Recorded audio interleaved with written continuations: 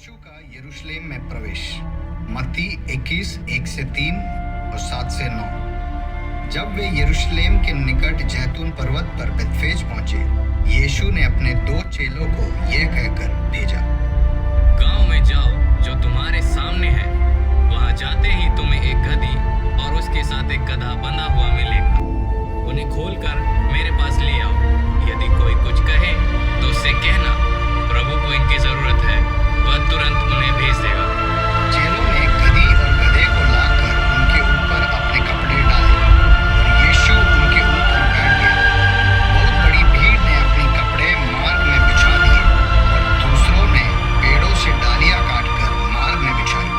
आगे और पीछे चलने वाली भीड़ ने चिल्लाकर कहा, होशाना दाऊद के पुत्र को, धन्य है जो प्रभु के नाम से आता है, सर्वोच्च आकाश में होशाना।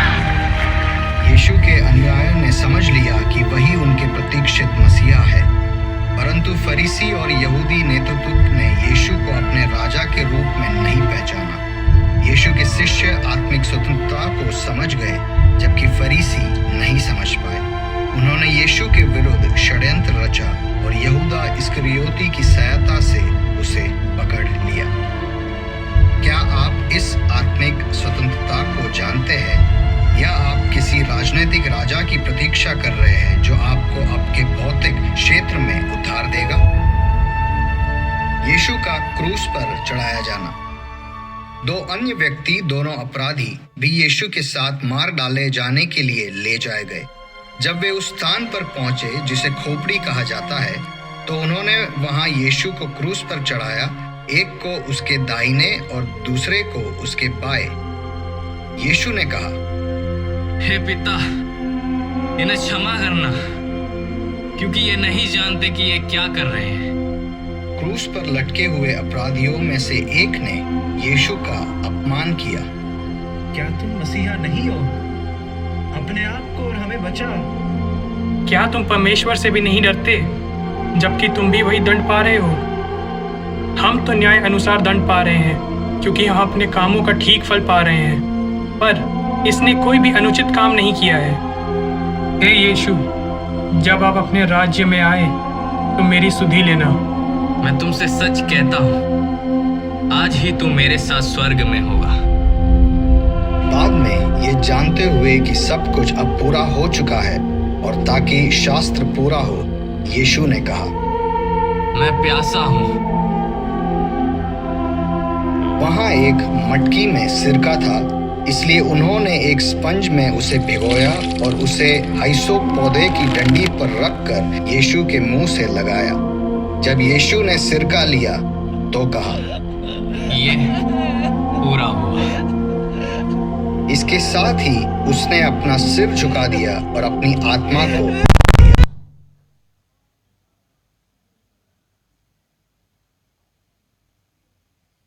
अधर्मताओं के लिए कुचला गया।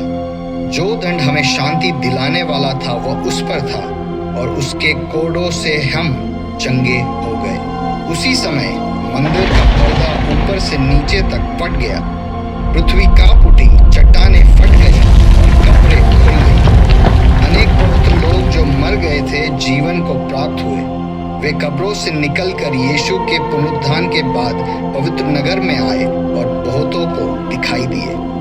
बाद में अरिमथिया के यूसुफ ने पिलातुस से यीशु का शरीर मांगा। पिलातुस की अनुमति के साथ वह आकर उसका शरीर ले गया। उसके साथ निकोदेमस भी आए, जो लगभग 75 पाउंड मिश्रित सुगंधित द्रव्य लाए थे। यीशु के शरीर को लेकर उन्होंने उसे कपड़े की पट्टियों में लपेटा। जहां यीशु को क्रूस पर चढ़ाया गया था, वहां एक बगीचा था, और वह बगीचे में एक नई कब्र थी।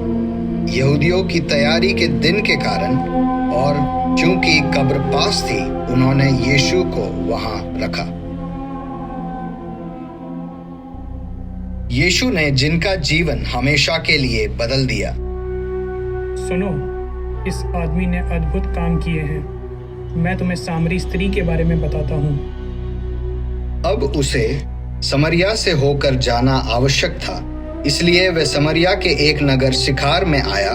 जो उस भूमि के पास था जिसे याकूब ने अपने पुत्र यूसुफ को दिया था।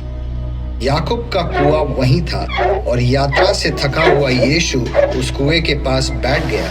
यह लगभग दोपहर का समय था। हे स्त्री, क्या तुम मुझे पानी पिला सकती हो? तू एक यहूदी होकर मुझ सामरी स्त्री से पानी क्यों मांगता है? जा और जाकर अपने पति को बुला ला। मेरा कोई पति नहीं है। तुम सही कहती हो, तुम्हारे पास कोई पति नहीं है। वास्तव में तुम्हारे 5 पति थे और जो तुम्हारे साथ है वह तुम्हारा पति नहीं है। स्वामी, मैं देखती हूँ कि तू एक भविष्यवक्ता है। तुम्हारे मन में क्या है? हमारे पूर्वजों ने इसी पहाड़ पर पूजा करी और आप यहूदी कहते हैं कि हम यरूशलेम जाके पूजा करें। तो आप इसके विषय में क्या सोचते हैं?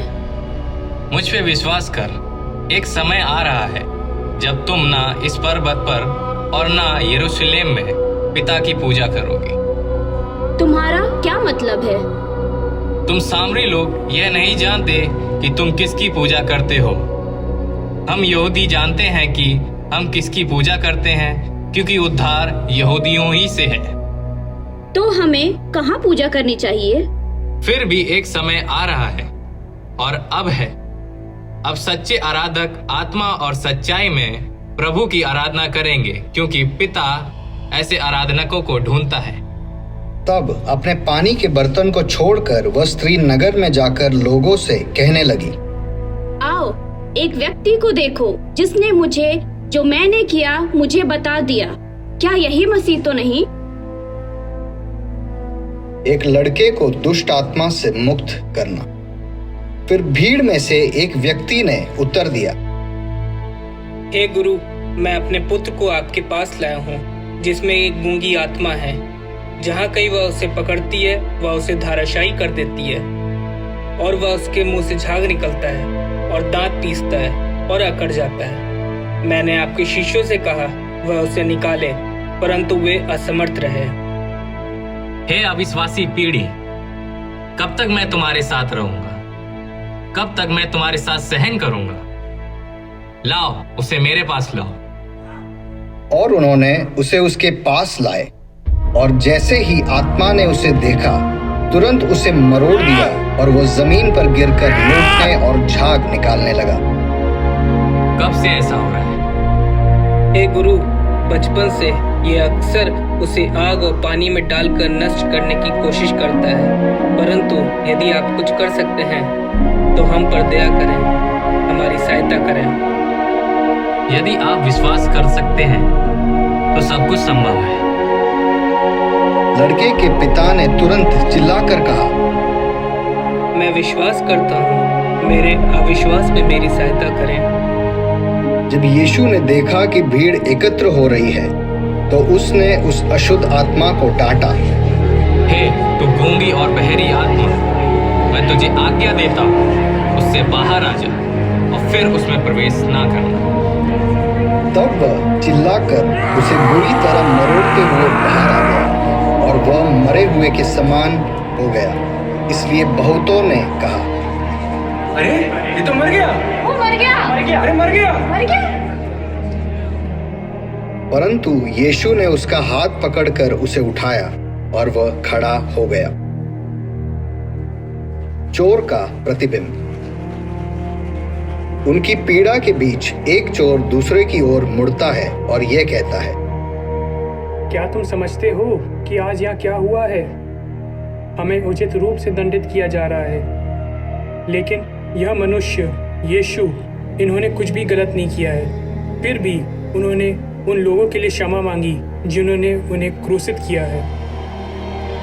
लेकिन अगर वह सच में मसीहा था तो उसने हमें और अपने आप को क्यों नहीं बचाया? क्या तुम्हें अब भी समझ नहीं आ रहा है? उनका राज्य इस संसार का नहीं है।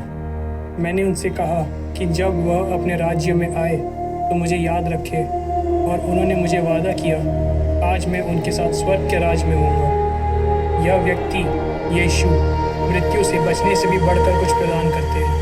वह अनंत जीवन प्रदान करते हैं। अनंत जीवन? लेकिन हम तो मर रहे हैं। हाँ, लेकिन उनके माध्यम से हम इस पीड़ा से परे, इस मृत्यु से परे जीवन पा सकते हैं। उन्होंने हमें माफ़ किया, उन्होंने सभी को माफ़ किया, यहाँ तक कि उन्हें भी जिन्होंने उनका मजाक उड़ाया और उन्हें क्रूस पर चढ़ाया। अपने अंतिम क्षणों में उन्होंने हमें दया दिखाई। क्या तुम अब भी नहीं देखते? यह ही सच्चा मसीहा है, राजनीतिक सत्ता का नहीं बल्कि आध्यात्मिक मुक्ति का। दूसरे चोर के शब्द यीशु द्वारा लाई गई बलिदान और मुक्ति की गहन समझ को प्रतिबिंबित करते हैं। जैसे ही वे अपना अंतिम सांस लेता है, वह उद्धारकर्ता के साथ अनंत जीवन के वादे में शांति पाता है। जिस प्रकार से रोमियो 6:23 कहता है, क्योंकि पाप की मजदूरी मृत्यु है, परंतु परमेश्वर का वरदान हमारे प्रभु मसीह यीशु में अनंत जीवन है।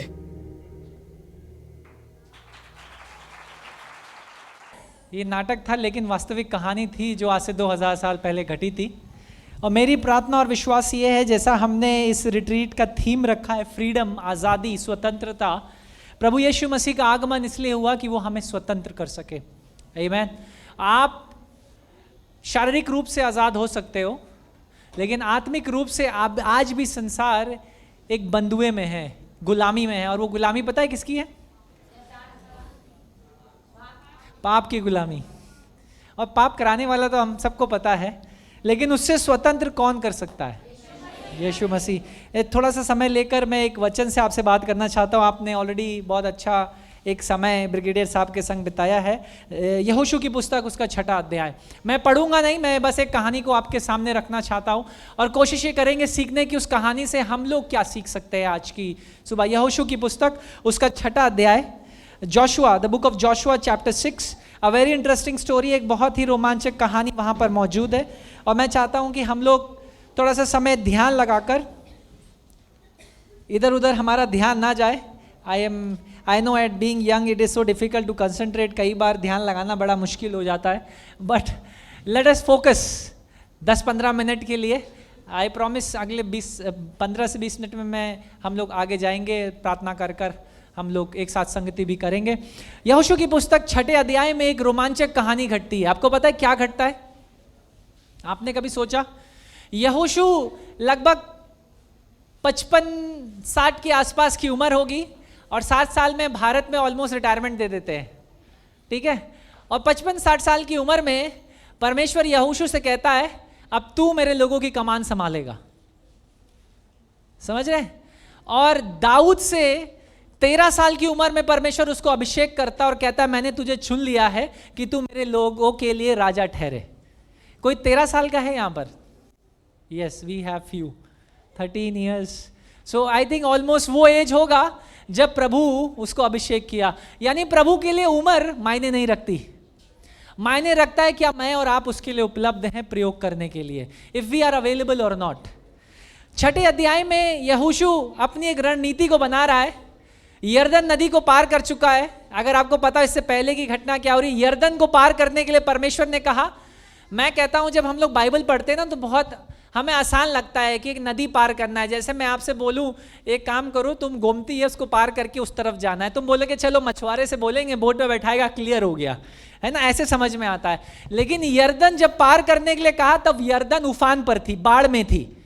जैसे गंगा में अभी बाढ़ आया हुआ है ना, जो वाटर लेवल्स हाई हो जाता है, जब रेड मार्क आ जाता है उसके बाद वहां मछुआरे भी नहीं जा सकते, उस तरीके की परिस्थिति थी। और परमेश्वर यहोशू से कहता है, अब मैं चाहता हूं तू इसको पार कर। है? कई प्रभु कहेंगे, यार प्रभु क्या मूर्खता की बात कर रहे हो आप। जब आपको लगेगा कि आप नहीं हो सकता, तब प्रभु करेगा, अभी ही तो करना है। आमीन। हो सकता है हम में से कई ऐसे बैठे हैं जो लगता है कि अब तो नहीं हो सकता, लेकिन मैं कहता हूं जब नहीं हो सकता आपको लगता है, तभी प्रभु कहता है अब और आज से ही होगा। आमीन। अगर आप में से कुछ हार मान चुके हो आज की दोपहर, हार मत मानो। यही बोला ना ब्रिगेडियर साहब ने भी, persist and victory will come. लगे रहो। 900 दिन बंकर में बंद रहे, कुछ नहीं मिला, लेकिन 901 दिन, वो एक दिन 901वें दिन में प्रभु ने अपना काम करके दिखाया। हालेलुया। तो बी परसिस्टेंट। हो क्या रहा है 6 अध्याय में? प्रभु एक ऐसा शहर है यरीको नगर, Jericho, the city of Jericho. अगर आप इसका इतिहास पढ़ोगे, एक ऐसा शहर है जिस पर कभी कोई कब्जा नहीं कर पाया, जिसको ऊपर कभी कोई हराकर अंदर नहीं घुस पाया। पता है क्यों? क्योंकि उसकी दीवारें, किले इतनी चौड़ी और बड़ी दीवारें थी कि कोई उसको तोड़ नहीं सकता था, कोई उसको पार कर कर जब तक दरवाजे से अनुमति ना हो कोई उस तरफ जा नहीं सकता था। तो ऐसा कोई शहर था ही नहीं यरीको के अलावा जिस पर कूच ना की गई, उसे हराए। सिर्फ यरीको एक ऐसा शहर था। अब यहोशू अपनी रणनीति बना रहा है कि भाई मेरे पास 1,00,000, 2,00,000, 3,00,000 लोग हैं, मैं ऐसे ऐसे अटैक करूंगा, ऐसे आगे जाऊंगा, आक्रमण करूंगा। जैसे आप और मैं योजना बनाते हैं ना, मैं ये और ये और ये करूंगा और ऐसे कर कर जीवन में आगे बढ़ जाऊंगा। और अचानक से प्रभु यहोशू से कहता है रुक जा, कुछ नहीं करना है। थोड़ी सी अजीब बात नहीं है?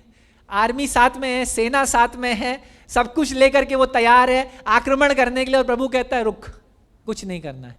क्या करना है? कुछ नहीं करना है। तो प्रभु करूं क्या? बोलता है एक काम कर, हर दिन चक्कर लगा, और जब चक्कर लगाएगा तो क्या करना है? मेरी स्तुति करना, तू मेरी प्रशंसा करना।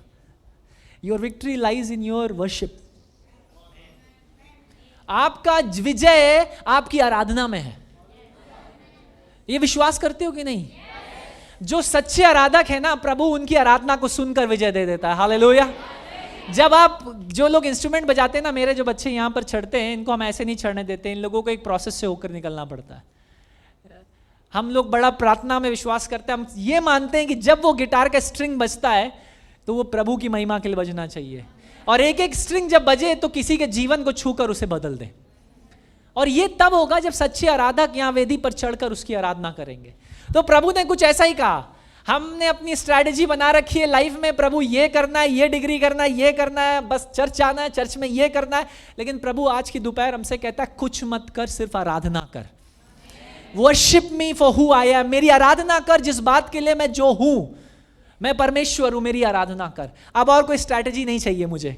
तो हर दिन वो चक्कर काटने लगे। यरीको की दीवार की एक खास बात ये थी ना कि ये जो दीवार थी, मैंने थोड़ा सा इसके ऊपर रिसर्च किया, मैंने कोशिश करने की कि भाई ये दीवार कोई क्यों नहीं गिरा पाया। पत्थर की दीवार थी, भाई कोई भी गिरा देता धकेल करके। तो मैंने ये पाया, ये 14 फुट चौड़ी दीवार थी, मोटी दीवार थी। 14 फुट, कितने? 14 फुट। आपको समझ में आया कितनी मोटी दीवार हुई? उस दीवार के ऊपर आप देखते होंगे पुराने जमानों की मूवीज में ना, रथ दौड़ते थे ऊपर, तो उसी तरीके से यरीको के ऊपर रथ तैनात रहते थे, सब धनुष बाण लेकर के अटैक करने के लिए कोई दीवार के पास आ जाए। तो दीवार को गिराने का तो कोई तरीका था नहीं। 14 फुट की दीवार आप कैसे गिराओगे? एक ही तरीका था, सुरंग बनाकर नीचे से निकल जाओ। लेकिन सुरंग कैसे बनाओगे? सामने चैरियट से रथ तैयार हैं, वो आक्रमण कर देंगे। तो हर दिन यहोशू अपनी सेना के संग चक्कर लगा रहा है, और ऊपर से ये लोग देखते होंगे और क्या कहते होंगे? यार क्या मूर्ख लोग हैं। हंसते होंगे, मैं तो कहता हूं थूकते भी होंगे, परमेश्वर का मजाक बनाते हो। कई बार प्रभु आपको ऐसे काम करने के लिए कहेगा, दूसरे आपका मजाक बनाएंगे, और हो सकता है बना रहे हो वर्तमान में। लेकिन वही परमेश्वर इस बात को संभव करके दिखाएगा कि वो उन बातों में भी अपनी महिमा प्रकट कर सकता है। हालेलुया। क्योंकि ना तो बल से, ना तो शक्ति से, लेकिन आत्मा के द्वारा सब कुछ संभव है। हालेलुया। तो आज की दोपहर अगर हम ये विश्वास करें प्रभु कि मेरे टैलेंट से नहीं, मेरी काबिलियत से नहीं, मेरी पढ़ाई से नहीं, लेकिन मेरी आराधना में मेरा छुटकारा है। हालेलुया। तो यहोशू 6 के दिन चक्कर लगा रहा हो। मान लो यहोशू के अपोजिट साइड आप और मैं होते तो क्या करते? मूर्ख है यार, चलो हंसो इसके ऊपर। वो लोग भी यही कर रहे थे, हंस रहे थे, उनका मजाक उड़ा रहे थे। हर दिन यही हो रहा था। और 7वें दिन परमेश्वर ने क्या करना? 7 बार चिल्लाना, और 7वीं बार एक जोर की आवाज से सारी तुरई एक साथ फूंक देना। आपको पता है क्या हुआ 7वें दिन? दीवार गिर गई, नींव से गिर गई। आपको पता है दीवार ना आगे गिरी ना पीछे गिरी। क्यों नहीं गिरी पता आपको? क्योंकि हम सिर्फ बाइबल पढ़ के पास निकल जाते हैं। भैया हमको जानने की जरूरत नहीं है। क्योंकि अगर इस तरफ गिरती तो यहोशू के लोग थे, उस तरफ गिरती तो परमेश्वर का वादा यह था कि मैं तुम्हारे हाथों से इन्हें समाप्त करूंगा। तो क्यों दीवार पूरी नीचे चले गई? इसका मतलब यह था कि एक उंगली परमेश्वर ने ऐसे रखी, मैं ऐसे सोचता है कि उंगली रखी और दबार ऐसे दबाता हुआ नीचे ले गया। पुराने नियम में भूकंप आते थे, देखा आपने? पृथ्वी मुंह खोलती थी और लोग नीचे चले जाते थे। ऐसा ही कुछ हुआ। जब इब्रानियों की भाषा में आप बाइबल को पढ़ोगे तो समझ में आएगा, परमेश्वर की एक उंगली ने उसको ऐसे छुआ और दीवार नीचे चले गई, और यहोशू सामने निकल गया ना, उसके सामने कुछ था ही नहीं। जैसे मैं मूसा के साथ था वैसे ही मैं तेरे साथ रहूंगा, ये वादा था। हालेलुया। मूसा के लिए उसने पानी को 2 भागा किया, उसने कहा कि प्रभु जैसे तू मूसा के साथ था मैं तेरे संग चलूंगा, तो प्रभु ने दीवार को ही समाप्त कर दिया, जा अब तू जीत। ये है प्रभु की रणनीति आपकी और मेरे लिए। आज की दोपहर हम लोग अपने अपने प्लान्स को लेकर, अपने अपने एजेंडा को लेकर हम लोग चर्च आते हैं ना, कलीसिया रविवार को, तो हमारे पास एजेंडा होता है। क्या एजेंडा होता है? आज पादरी साहब से इस बात की दुआ करानी है, आज भैया के साथ बैठना है, क्योंकि भैया से ना इस गीत पे मुझे कुछ लिखवाना है, इस गीत पे कुछ भैया का फीडबैक। एजेंडा के साथ आते हैं। Don't come to God with agenda. प्रभु के सामने एजेंडा के संग, उद्देश्य के संग मत आओ, सिर्फ आराधना करने के लिए आओ। Come to worship the king of kings and the lord of lords. उसकी प्रभुओं के प्रभु और राजाओं के राजा की आराधना करने के लिए हम आए, और हमारा विजय सिर्फ हमारा आराधना में हो जाएगा। इसलिए चर्च मत आओ कि आपको चंगाई चाहिए, इसलिए चर्च मत आओ कि पास्टर फोन करेगा पूछेगा रविवार को क्यों नहीं आए, इसलिए यूथ मीटिंग्स में मत लाओ क्योंकि भैया पीछे लग जाएंगे क्यों नहीं आए। इसलिए आओ क्योंकि मुझे राजा के संग संगति करनी है। और जब ये उद्देश्य हो जाएगा ना, अपने आप कई बातों पर ऐसे ही विजय मिल जाएगी, कुछ नहीं करना पड़ेगा। यहाँ यहोशू को कुछ नहीं करना पड़ा, उसको सिर्फ आराधना करने के लिए कहा परमेश्वर ने। अब आप बोलेंगे भैया ये हम अपने जीवनों में कैसे अप्लाई करें? आज तो कोई दीवार दिखती नहीं है सामने जरीको जैसी जिसको हम गिराएं। कई लोग तैयार है अभी विश्वास से भर के कि हम भी दीवार गिराएंगे, है ना। तो आज के दिन ना ये संसार दीवारों से भरा हुआ है। आपके जीवनों में डर की दीवारें हैं, आपके जीवनों में ना दोष की, गिल्ट की दीवारें हैं, आपके जीवनों में गुस्सा भरा हुआ है, उसकी दीवार है। आपने अपने आप को छुपा रखा है, आप कलीसिया में कुछ और हो, दोस्तों के सामने कुछ और हो, घर में कुछ और हो। There are walls that you are hiding. एक ऐसी दीवारें जिनके पीछे आप और मैं छुपते हैं। गुस्से की दीवार, नफरत की दीवार, जलन की दीवार, घृणा की दीवार, है ना, अविश्वास की दीवार, वायलेंस। हम किसी को देखते हैं ना तो हमें मारने का मन करता है ना, उसकी दीवार, है ना। मैं तो कुछ किसी लायक नहीं हूं, कोई मुझसे प्यार नहीं करता, इसके पीछे छिपना, इस बहाने के पीछे। अरे भाई कौन तुमसे बोला तुमसे कोई प्यार? कोई भी ना करे, लेकिन बाइबल क्या कहती है? जैसे माँ संभालती है वैसे यीशु संभालेगा। हालेलुया। यानी माँ और बाप से भी ज्यादा प्यार करने वाला परमेश्वर हमारे पास है। तो तुम संसार की क्यों सुनते हो? डिप्रेशन की दीवारें, निराशाएं, हम डिप्रेस हैं। क्यों? क्योंकि लाइफ में कुछ अचीव नहीं कर पाए। अरे भाई अभी भी कुछ नहीं बिगड़ा है, 10% ही गया, 90% अभी भी तुम्हारे पास बचा है life, right? Don't regret, it is never too late, never too late. देरी नहीं हुई है। आज भी अगर हम प्रभु के पास वापस आ जाएं तो प्रभु उस उड़ाऊ पुत्र के पिता के समान जो दरवाजे पे खड़ा आज भी हमारे को ताकता है कि आज मेरा बेटा और बेटी वापस लौट आएगा। आमीन। एडिक्शन, नशे की दीवारें। अब आप बोलेंगे भैया हम तो कोई नशा नहीं करते, हम तो बहुत अच्छे बच्चे, प्रेज द लॉर्ड। आपके पास हो सकता है सिगरेट का नशा ना हो, दारू का नशा ना हो, मोबाइल का नशा है आपके पास। Technology has become an addiction today. आपका मोबाइल, मैं एक रिसर्च पढ़ रहा था, क्योंकि क्या है ना, यूथ मिनिस्ट्री में आपको अपडेटेड रहना बहुत जरूरी है। जो अपडेट नहीं होगा वो आउटडेट हो जाता है। तो वो बता रहे थे कि जो मोबाइल फोन है, जो लोग उसको 4 घंटा दिन यूज में करते हैं वो 10 ग्राम कोकीन के बराबर है। कोकीन समझ में आता है? कोकीन सबसे हानिकारक नशों में से है। 10 ग्राम कोकीन आप हर दिन ले रहे हो। अगर 4 घंटा आप लाइव हो, मतलब आपका स्क्रीन टाइम 4 घंटा, अभी मैं एवरेज निकालने के लिए कहूंगा सबके फोन 4 घंटे से ऊपर होंगे। सच है, 10 ग्राम कोकीन आप डेली ले रहे हो, किसी नशे को करने की जरूरत नहीं है। Your friends have become your addiction. आपके मित्र आपका नशा बन चुके हैं। आप कलीसिया छोड़कर मित्रों के संग पार्टी करने के लिए तैयार हो। ये सच है। आपकी पढ़ाई आपका एडिक्शन बन चुका, आपका करियर आपका। मैं उसके खिलाफ नहीं हूं, बाय द वे।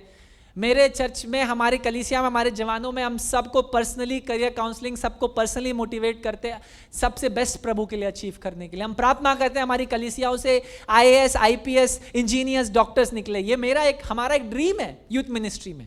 लेकिन वो ड्रीम आइडल नहीं बन सकता, प्रभु का स्थान नहीं ले सकता। कहाँ थे भैया? मैं ना कोचिंग में था संडे को, इसलिए चर्च नहीं आया। See I am not against coachings. यार एक दिन 6 दिन करो ना, 6 दिन है, पढ़ाई करो। Give 1 day to the lord. एक दिन प्रभु के लिए क्यों नहीं दे सकते हम? Why not? 6 दिन पढ़ो ना, सारी पढ़ाई संडे को ही होगी क्या? आई एम अगेंस्ट, मैं नॉट अगेंस्ट, बट हमारी दुविधा यह है कि भारत में सारे सरकारी एग्जाम रविवार के दिन पढ़ते हैं, जितने कॉम्पिटिटिव एग्जाम्स हैं। एग्जाम्स के लिए मैं एक्सक्यूज, ठीक है चलो एग्जाम है दिया, लेकिन यार coaching you can, guys can do it, right? तो कब तक हम इस नशों के पीछे छुपेंगे? हमारे अंदर जैसे बात करते हैं ना ब्रिगेडियर भैया हमारे, कि छुपे हुए पाप हैं, हमको लगता है किसी को नहीं पता है। हमारे अंदर आदतें हैं, we are addicted to pornography, I am so sorry to say, लेकिन but this is the reality of gen Z. जो हमारा आज की पीढ़ी है जेन जी, और जो जेन अल्फा है, जो आने वाला जो बच्चे हैं हमारे 13 साल से जो शुरू हो रहे हैं, you are addicted to your phones, and phones में हर तरीके की जानकारी, हर तरीके की चीज उपलब्ध है। You have walls in your life, ऐसी दीवारें हैं जीवनों में जिनको तोड़ना आज की दोपहर बहुत जरूरी है। There may not be a physical wall, एक बड़ी पत्थर की मोटी दीवार ना हो, लेकिन इन आदतों की, इन एडिक्शंस की, इन डिप्रेशन की, इन निराशाओं की, इन हार माने हुए, चोट खाए हुए दिलों को आपको आज ये दीवार गिराना पड़ेगा। हालेलुया, बिकॉज गॉड केम, प्रभु इसीलिए तो आया, राइट? जब मैं आपका उम्र में था, अभी मैं थोड़ा सा आपसे सीनियर हो चुका हूं, तो मैं ना जिम के पीछे छिपता था। Body building was my passion, because I was an athlete, मैं शुरुआत से एथलीट था। तो मैं ना अपने गुस्से को, अपने एग्रेशन को ना कहाँ निकालता था?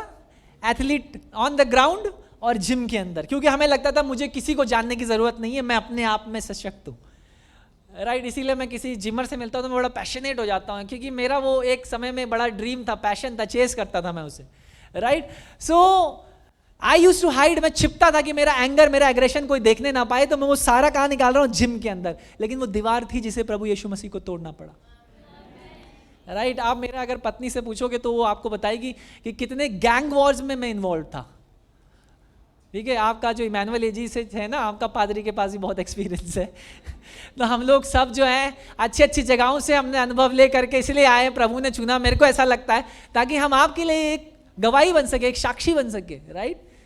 राइट? मेरा वाइफ से बोलेंगे तो उनको पता चलेगा कि कभी उधर मार रहा है, कभी उधर लड़ाई कर रहा है, कभी किसी की टांग तोड़ दी, कभी किसी का नाक तोड़ दिया, अपने भाई का मुंह तोड़ दिया।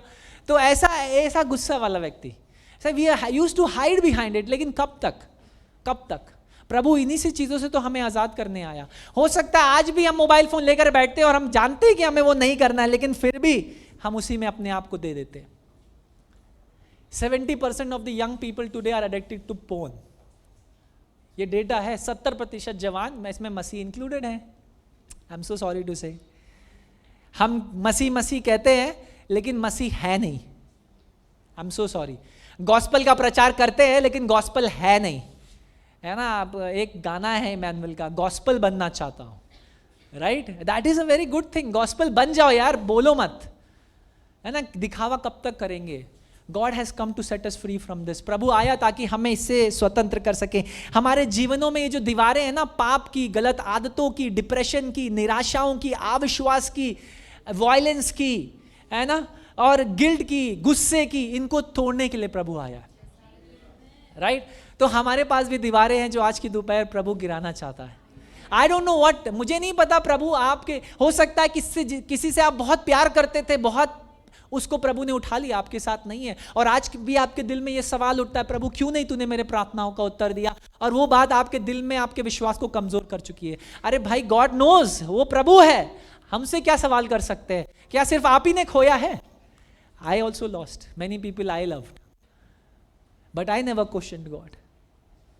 राइट? हम सबको जाना है। आपको खुश चीज में होना ये चाहिए कि प्रभु वो आपके साथ है, और हम मिलेंगे उन बादलों पर। गीत है ना, उन बादलों पर जब तेरा आगमन होगा हम सब एक साथ मिलेंगे। यही तो एक धन्य आशा हमारे पास है। इसीलिए पौलुस कहता है हम संसार के समान रोले नहीं, विलाप नहीं करते, शोक नहीं मनाते, क्योंकि मुझे पता है कि मेरा पत्नी अगर प्रभु में सोया तो मैं उससे ऊपर मुलाकात करूंगा। या मेरा अगर ऐसे ही किसी के लिए भी जिससे आपने बड़ा प्रेम, हो सकता है उस बात ने आपके अंदर एक अविश्वास को लाया कि प्रभु तूने सबकी प्रार्थना सुनी लेकिन मेरी प्रार्थना नहीं सुनी। अरे प्रभु की टाइमिंग पर विश्वास रखो। He knows what is the best, right? मेरे फ्रेंड का मम्मी एडमिट था बैंगलोर में, एंड हम लोग प्रार्थना कर रहे थे।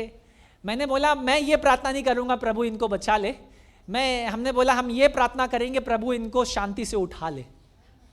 बोलेंगे ये कैसा प्रार्थना है? मैंने बोला इनका मल्टीपल ऑर्गन फेलियर होना शुरू हो चुका है, अगर ये इतने दर्द से मरेंगी आपको खुशी होगी कि एक सुख से शांति से चला जाए। उनका बेटा पास्टर था मेरे साथ, हम लोग साथ में ग्रेजुएट हुए थे, जूनियर था मेरा एक साथ। उसने बोला महेंद्र आप तू सही कह रहा है भाई, हम यही प्रार्थना करेंगे। अगली सुबह बड़ी शांति से उसकी माँ को प्रभु ने उठा लिया। आप कैसे देखना चाहते हो दर्द में किसी को जाते हुए? वो बड़ा खुश है आज। वो कहता है मेरे प्रभु ने मेरी प्रार्थना को सुना, मेरी माँ को शांति में उठाया। मैंने उस माँ को पीड़ा में नहीं देखा, उस दर्द में नहीं देखा। Right? So don't question God's plan. प्रभु की योजना को हम क्वेश्चन करने वाले कौन होते हैं? Who are we? Just trust upon him. यहोशू भी पूछ सकता था, प्रभु ये 3 लाख 4 लाख लोग मेरे संग तलवार लेकर खड़े हैं, इतने सारे लोग, मैं नहीं कर सकता क्या? वो बोला, अरे चुप, सिर्फ आराधना कर, मैं बताऊंगा मैं कौन हूं आज इन यरीको के लोगों को। जिनको लगता है जिनकी दीवार आज तक नहीं गिराई गई, वो आज गिरा दी जाएगी। हालेलुया। आपको अगर लगता था प्रभु इससे, इस पाप से, इस आदत से, इस गुस्से से, इस निराशा से, इस टूटेपन से मैं कैसे बाहर निकलूं, मैं बोलता हूं आज की दोपहर प्रभु आपको आजाद करेगा।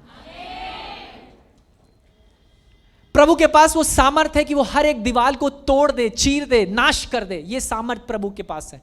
लेकिन क्या हमारे पास वो विश्वास है कि प्रभु हाँ, यहोशू के समान मैं वो ही करूंगा जो तूने कहा है, मैं सिर्फ आराधना करूंगा। प्रभु हमारा जो विश्वास है हमें उस सही स्थान पर लेकर आता है कि हर एक दीवार को हम गिरा दें। I am going little quick because I want to give you time to have fellowship.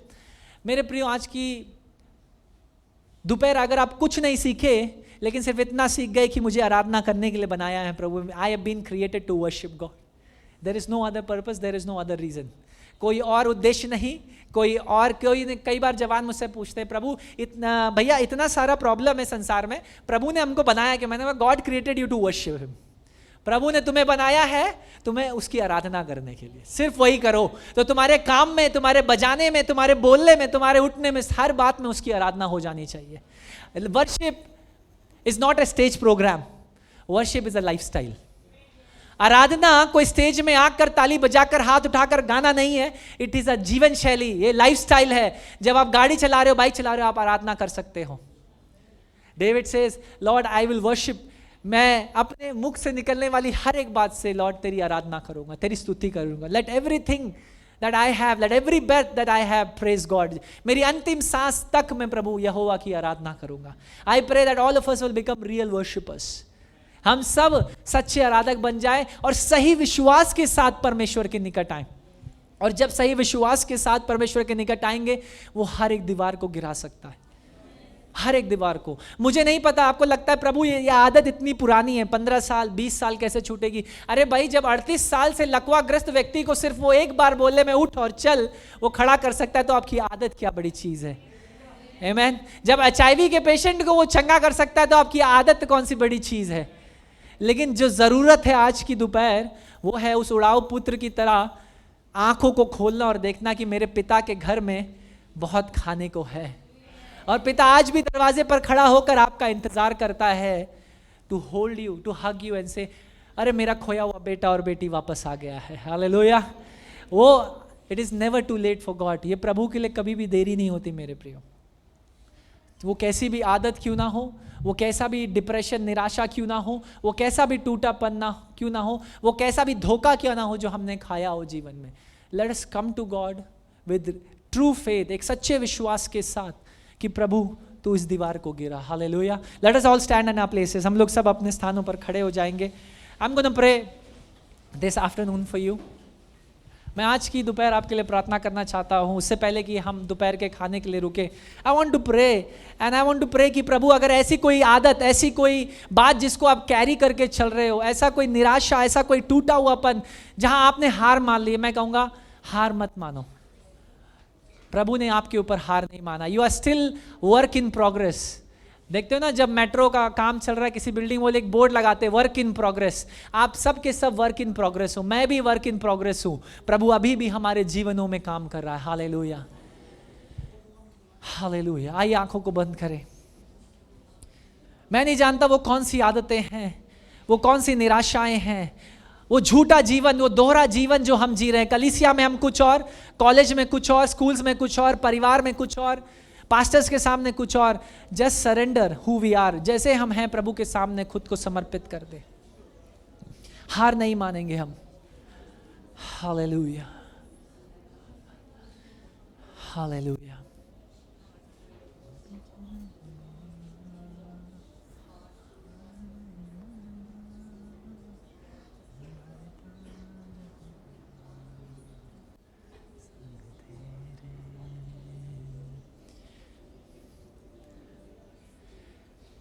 पीछे नहीं मुड़ूंगा, हार नहीं मानूंगा, बढ़ता रहूंगा संग तेरे। पीछे नहीं मुड़ूंगा, हार नहीं मानूंगा, बढ़ता रहूंगा संग तेरे। कहना ही क्या है, खुदा मेरे पक्ष में कौन अब मेरा विरोधी ठहरेगा। कहना ही क्या है, खुदा मेरे पक्ष में कौन अब मेरा विरोधी ठहरेगा। क्या ये सच है? आज की दोपहर ये आपकी प्रार्थना है। प्रभु मैं पीछे नहीं मुड़ूंगा, हार नहीं मानूंगा, मैं बढ़ता रहूंगा प्रभु। उन आदतों में, उन चुनौतियों में, उन मुश्किलों में, उन निराशाओं, उन परेशानियों में, उन कठिनाइयों में, जब लोग मुझे समझते नहीं, मैं खुद को अकेला महसूस करता हूँ प्रभु, खुद को खोया हुआ महसूस करता हूँ, लेकिन फिर भी मैं पीछे नहीं मुड़ूंगा, मैं हार नहीं मानूंगा प्रभु, मैं तेरे संग बढ़ता रहूंगा।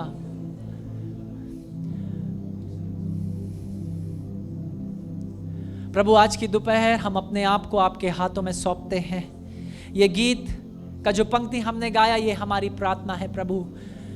हम में से कोई भी हार नहीं मानेगा प्रभु। प्रभु हो सकता है अभी तक हम में से कई हैं जिन्होंने उन आदतों के आगे हार मान लिया प्रभु, निराशाओं के आगे हार मान लिया।